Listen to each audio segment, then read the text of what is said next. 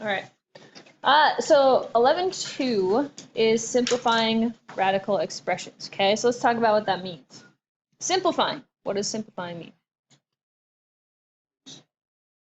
Make it smaller. Okay, so we're making it smaller. We're seeing what it's kind of equivalent to. What's a radical?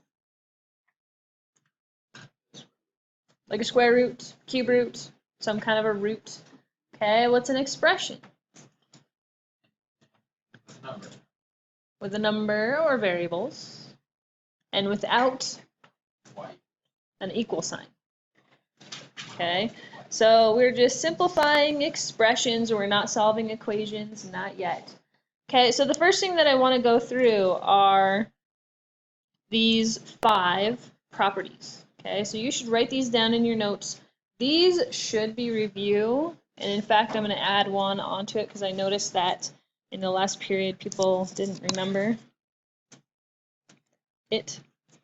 So let's call the first one property number 1.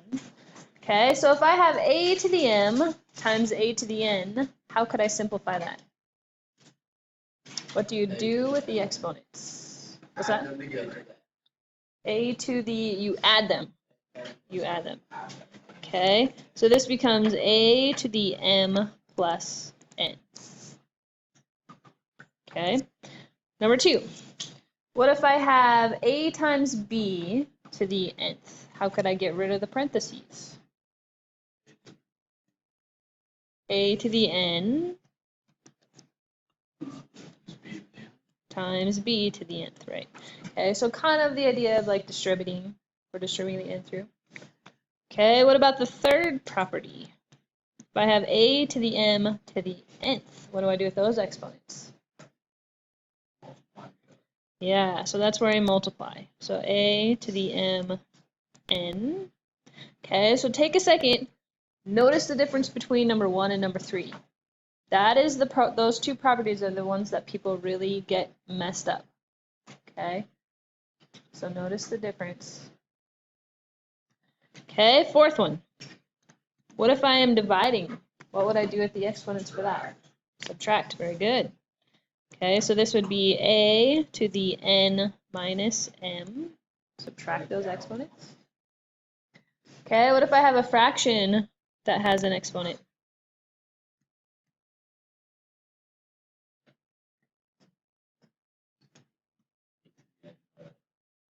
Very good. Okay, so you just distribute, very similar to number 2. Not a lot different. I'm going to add a number 6 on here. We're going to say a to the negative n. What happens if you have a negative exponent?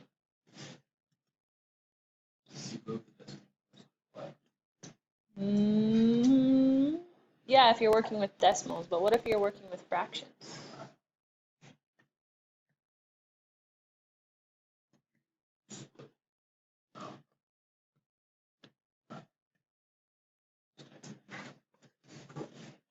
Okay, all you do is you just move that into the denominator.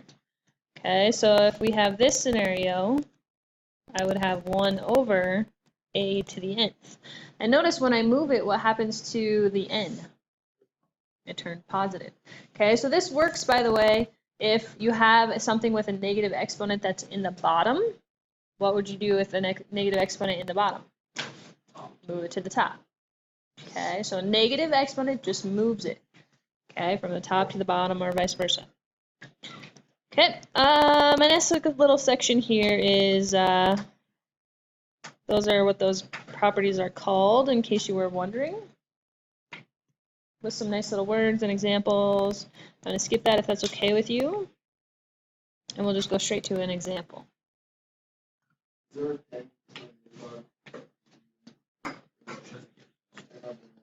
Yeah, we're not there yet. You're ahead of me. I'm going to show you how to do it, and then we'll do your pod. All right, so number 3, order of operations, what do I always deal with first? The parentheses, okay? So I want to start by looking at the parentheses. If I have 12 to the 2/3 times 12 to the 4/3, what can I do with those 2 exponents? You add them together. Okay, so if I have 2/3 plus 4/3. What does that make? 6/3. 6/3. So you add the tops. What's 6/3 reduced to? 2. So this becomes 12. Whoops. Excuse me. 12 squared to the 3/2.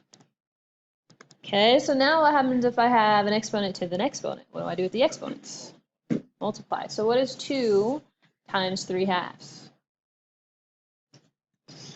1/3.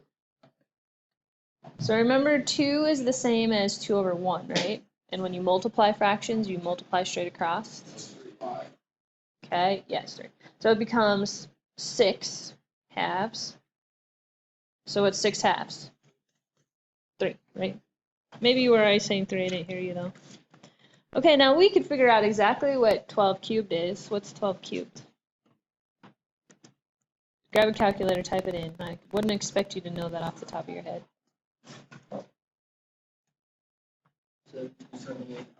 1728. Nice, good mental math. Okay, everybody good with that one? Check. Got it? All right, number 4. Okay, so again, I'm going to work within the parentheses. The first thing I want to do is get rid of parentheses. So if I have 6 times x to the 1/3 to the 2nd power, what am I going to do? Okay, so multiply the exponents. I'm going to start by distributing that 2 through, right? So I'm going to have 6 squared. Can I go ahead and say 6 squared is 36. Okay, and then I'm going to multiply my exponents for the x. What's 1/3 times 2? 2/3. Okay, so that eliminated my fractions. Okay, so the only thing I have left to simplify is my x's, right? If I have an x over x, what do I do with those exponents?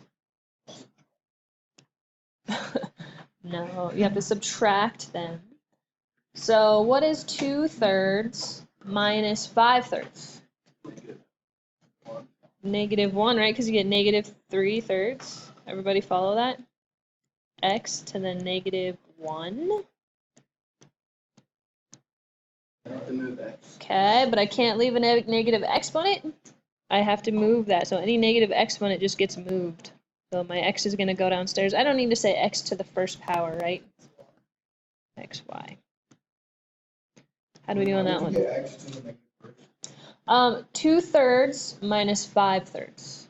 So 2/3 minus 5/3 is -3/3, which is -1. Okay. Doing good? That's easy? Not easy. Hard? Not hard? Not easy, not hard. Could you go x to the 5/3 minus x to the 2/3 and just leave it on the bottom? Yeah, if you knew to leave it on the bottom. Yeah. All right, so notice that all this stuff up here was exponential stuff, right? Exponents. Okay, so now we're going to talk about radical stuff. So now we're going to deal with radical expressions. The nice thing about radicals is there's only 2 properties. I'm going to go straight into these 2 right here. Okay, so we'll say property number 1 and property number 2 for radicals. Okay, so notice if you have 2 numbers that are under the same root, you can separate them into 2 separate radicals. That should be not new, because we did that when we simplified radicals before. And then for the second one, if you have a fraction underneath a radical, you just radicalize the top and radicalize the bottom. I don't know if that's really a word, but it sounds cool, so I'm going with it. Okay, so you can see this example here to the left if you wanted to take a closer look. They do break down the cube root of 16.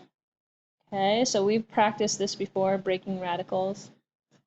8 is our perfect cube root number, so they break it apart so you can make 2 cube roots of 2.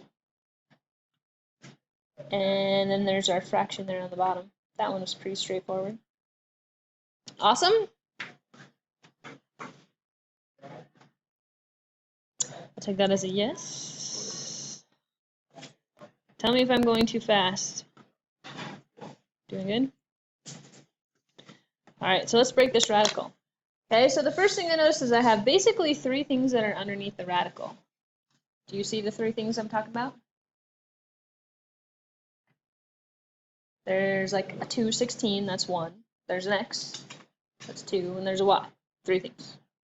Okay, so the first thing I want to do is I want to break the cube root of 216, and then I'm going to break the cube root of x to the 12th, and then I'm going to break the cube root of y to the 15th power, each one individually.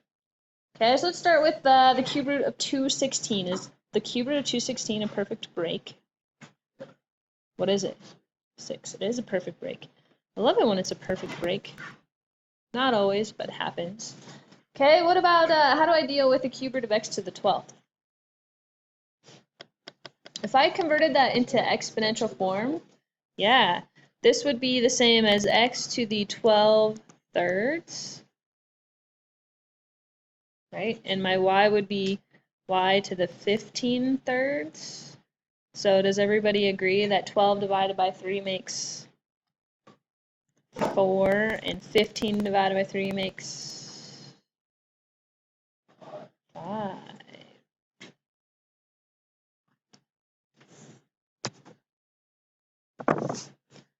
So we good there? Yeah. Oh my gosh, this is just so easy. Okay, how do I do number 9? Did I go too fast? No? Okay. How do I do 9?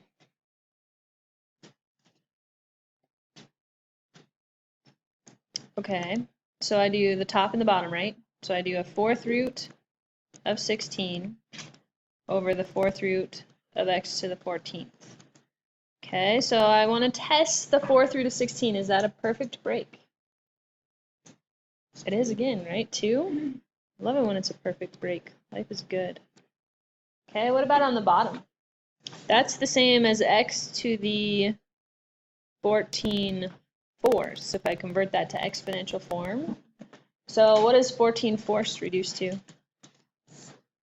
7 halves, good. Okay, and I would just leave it as 7 halves because there's nothing I can do with that. Call that good.